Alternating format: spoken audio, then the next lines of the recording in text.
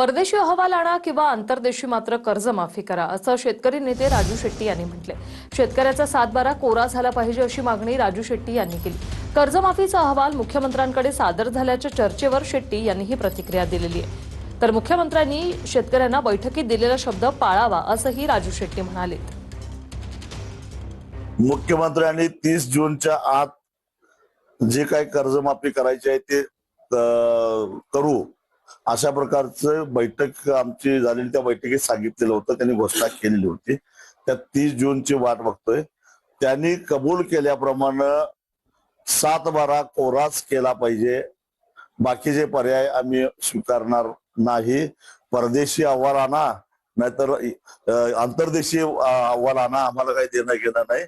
पण मुख्यमंत्र्यांनी निवडणुकीमध्ये कबूल केल्याप्रमाणे शेतकऱ्याचा 7/12 कोरा केलाच